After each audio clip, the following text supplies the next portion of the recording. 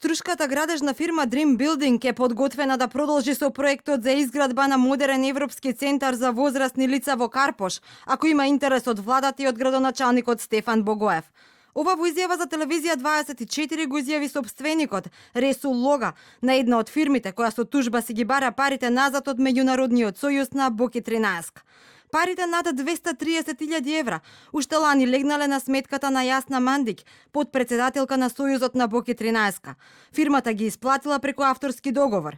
Не им било спорно тоа што исплатуваат пари на приватно лице, а не на Сојузот, бидејќи Мандик била наведена како автор на проектот, а тие верувале и се уште веруваат во проектот тежок 10 милиони евра. На состаноците покрај Бојан Јовановски присуствувале и главните лица од Сојузот. Убедувањата биле толку цврсти што по истекот на рокот и тужбата од Сојузот пак добиле уверување дека работата со сите потребни дозволи за центарот во Карпош е речиси готова, па побарале пролонгирање од 180 дена. Но до денеска не им е вратено ниту 1 евро од Сојузот на Боки 13 од парите кои ги исплатиле на Мандик, кои сега тие си ги бараат назад со камата. Ние имавме договор со Меѓународниот сојуз преку Јасна Мандич, автор на проектот. Не се реализира тој проект. Јаво како автор на проектот или автор на проектот е Лилјана Тодоровска како и другиот? Не, преку ние сме Лилјана Тодоровска е автор на проектот, ама ова беше преку Јасна Мандич, преку авторски права.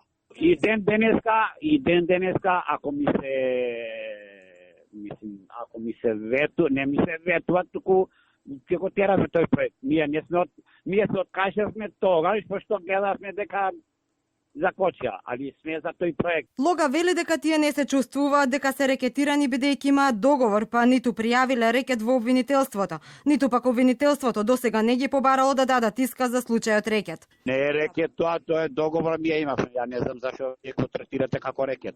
Дали ве повикаја од обвинителството да дадете исказ? Не, зашто има и договор. Не сме повикали никогаш и мислам дека немаат никоја причина. Пензионерката Лилјана Тодоровска, на чија сметка легнале 730.000 евра од Силјан Мицевски, собственик на битолската фирма Пелестар, како на автор на проект за изградба на ист таков центар во Битола, изјави за Телма дека е ограбена и парите од банка веднаш и биле земени од лица од Сојузот. Вториот трансфер пак на парите одел преку Јасна Мандик. Мандик денеска ја добивме на телефон, но не сакаше да одговори на нашите прашања. Вети дека ќе ги одговори по писмен пат, но одговорите се уште не ги добивме.